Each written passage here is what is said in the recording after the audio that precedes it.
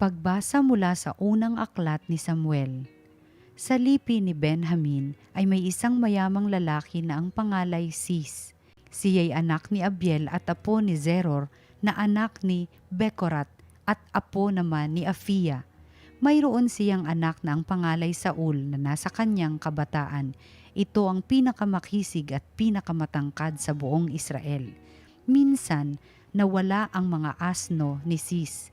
Kaya inutusan niya si Saul na magsama ng isang katulong at hanapin ang mga asno. Hinalughog nila ang kaburulan ng Ephraim at ang lupain ng Salisa, ngunit wala silang nakita isa man. Nagtuloy sila sa Saalim, ngunit wala rin.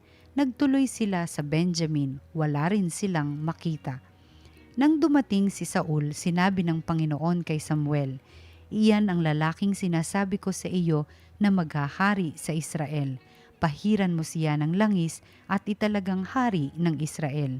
Siya ang magtatanggol sa mga Israelita laban sa mga Filisteo. Naawa na ako sa nakikita kong paghihirap ng aking bayan."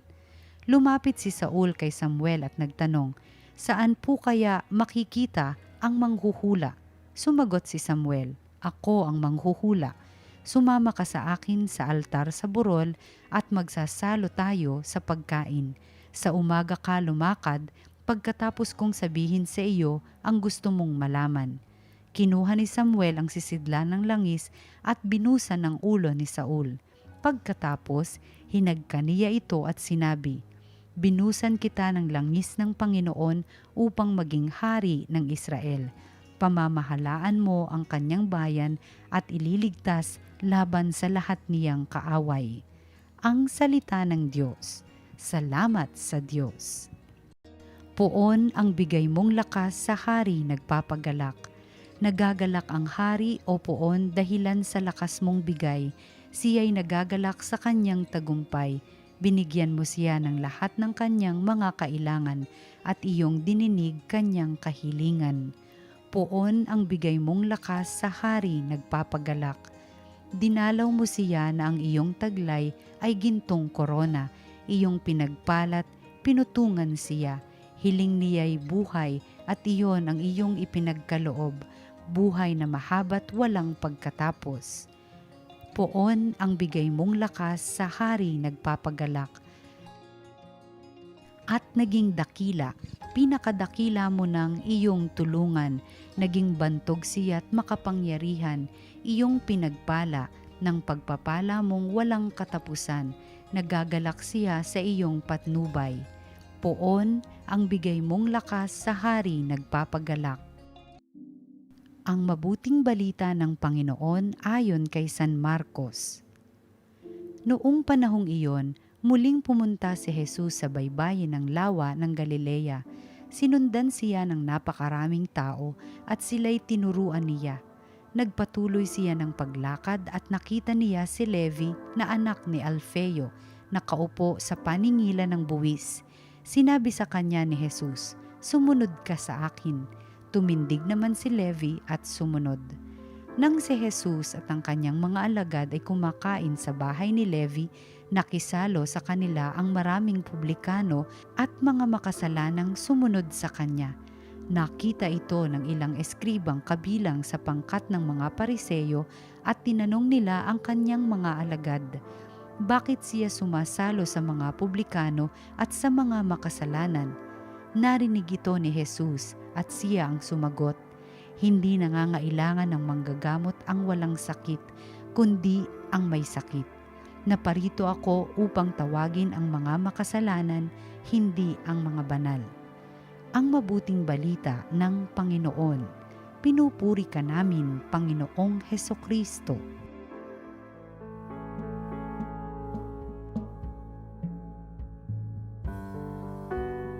Isang pinagpalang Sabado po sa ating lahat, mga minamahal na kapatid. Sadyang napakabilis po ng panahon. Sabado na naman, and 2024. Ilang araw, ilang linggo, mahal na araw na naman. Sa mga nag-aaral po diyan o may mga pinapaaral po diyan, huwag kayong mag-alala. Mabilis lang po ang panahon. Malay nyo, pagising isang araw, graduate na kayo. o magbo-board exam na kayo, o doktor na kayo, abogado na o teacher na kayo, o anuman pong karera ang inyo pong kinukuha. Napakabilis lang po ng panahon, konting antay, konting pasensya, and of course, konti pong tiyaga. Mga minamahal na kapatid, alam po ninyo pag meron po kayong mga exam na gaya po niyang aking sinasabi, no? Sometimes when you're preparing for a board exam o ano pong pagsusulit yan, ang mas pag-uukulan natin ng panahon ay yung subject na not necessarily favorite natin, kung hindi yung subject na mas nahihirapan tayo. Kasi nga, mas kailangan mong maunawaan, mas kailangan mo itong pagbigyan ng panahon, ng effort para ang mga subjects, no, o yung mga topics doon ay mas maintindihan mo. When you are having difficulty, you spend more time with it and you spend time for it. Mga minamahal, sa atin pong ebanghelyo ngayong araw na ito, atin pong narinig kung paano ang Panginoon sinasabi, siya po ay madalas kasama ng mga makasalanan, no? Yung mga masamang babae daw, yung mga lasenggo, mga mabisyo. At ito, si Levi, isa pong tax collector, no? Isa raw pong kurakot, isang taong nagnanakaw po, no, sa pera, sa kaban, dun po sa mga nagbabayad po ng buwis, no? Nung time na iyon, pag sinabing tax collector, para bang kasabay niyan, mangungupit, magnanakaw. Yung mayaman yan kasi nga, kinukuha niya, o may malaking porsyento yan, no? Sa kanya pong nakukolektang buwis. Ang masahol pa dyan, siya po ay tinuturing na isa pong taksil sa kanyang bayan. Mga minamahal, totoo, ang sagot po ng Panginoon nung siya'y tanungin, bakit palagi na lang mga makasalanan ang kanyang kasama? Ang kanyang sagot, ang mas nangailangan ng grasya at biyaya at awa ng Diyos ay mga makasalanan. Ang nangailangan ng doktor ay hindi mga taong maulusog, kung hindi ang mga taong may sakit. Totoo po mga minamahal, atin pong aminin, favorite tayo ng Diyos. Hindi dahil sa meron tayong special treatment, pero ating kailangang aminin ng may kabaang loob. Tayo po may mga kakulangan, tayo po may mga pagkakasala. At ang sarap isipin that when we humble ourselves, makasalanan ako, mahina ako, God spends more time with us. God spends more time for us. Ibig sabihin in a way, nagiging tayong favorite ni Lord. Totoo po mga minamahal na kapatid, sa kabila po ng atin pong kahinaan, there's a blessing knowing that God spends time for us. Kung kaya nga po, napaka-importante para sa atin, mga Kristiyano, ang kabaang loob. The more we say, hindi, mas mabuti ako dyan, mas magaling ako dyan, mas marunong ako dyan, the more we distance ourselves from God. Para mong sinasabing, hindi ko naman kailangan ng grasya ng Diyos. Kaya ko naman ito. Kaya ko na to. Lord, sorry, no? Pero malakas naman ako. Matalino naman ako. Maganda na o gwapo naman ako. Kaya ko na yan. Carry na yan. Ang sabi nga po ng mga kabataan. The more we are proud, the more in a way we say, Lord, I don't need your grace and your mercy. Pero po sa mga taong umaamin na makasalanan, mahina, kailangan ko ang Diyos.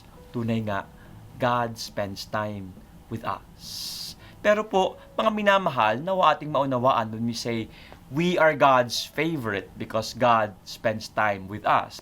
Hindi ibig sabihin, ang Diyos ay kinukonsenti po tayo.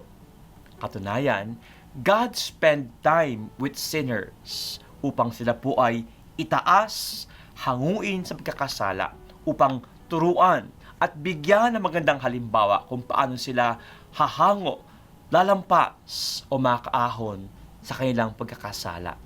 And more than that, God gave them miracles. God gave them grace. Hindi po porke tayo po ay mga Kristiyano o Katoliko, minsan may tendency, okay niyan, mauunawaan naman siguro ni Lord. Taong simbahan naman ako, nagsuserve naman ako, nagrosaryo naman ako. Lord, sorry ha, siguro naman mauunawaan pa paminsan-minsan, gumagawa ko ng kalokohan. gumagawa ako ng mali. Yes, we are God's favorites. But that doesn't mean God will tolerate our sinful ways. Bagkus, God reminds us to change our ways, become better, ating sundan ang kanyang halimbawa at ating tanggapin ang kanyang grasya upang makapagbagong buhay. Mga minamahal na kapatid, nawa po, huwag nating makalimutan, yes, we are God's favorites. God spends time with us, more time for us. This is when we humble ourselves and admit, nagkasala ako, mahina ako, kailangan ko ang grasya ng Diyos. In our humility, indeed, all the more we feel God's presence. Hayaan niyo po, ngayon pong 2024, ipag-pray po natin na nawa tunay nga ating lalong maramdaman ang presensya ng Diyos sa ating buhay. Panginoon, kaming lahat ay patuloy pong humihiling ng iyong pagbabasbas, lalo pa nga sa pamagitan ng iyong presensya sa mga panahon ng pagsubok, kahirapan, sa panahon ng may bigat na problema, karamdaman, nawa tunay nga yung iparamdam sa amin, ikaw palagi ang aming kasama. At kayo din, Panginoon, sa tuwing kami nagkakasala, kayo po ay sumasablay sa pagsunod sa iyo, yung iparamdam, ikaw pa rin ang nag-aantay sa aming pagbabalik loob. Panginoon, pagpalain mo kami ngayong 2024 at iyo kaming samahan sa lahat ng pagsubok, anumang problema, at iyong iparamdam sa amin, ikaw ay kasama at ang lahat ay magkakaroon ng katugunan at kasagutan sa pamagitan ng iyong awa at biyaya. Ang lahat ng ito, Panginoon, ay aming nadalangin sa iyong ngalang, Panginoon naghaharit at mabuhay, magpasa walang hanggan. Amen. At nawa, pagpalain kayong lahat ng makapangyarihang Diyos, Ama, Anak, at Espiritu Santo. Amen. Isang pinagpala pong Sabado sa ating lahat.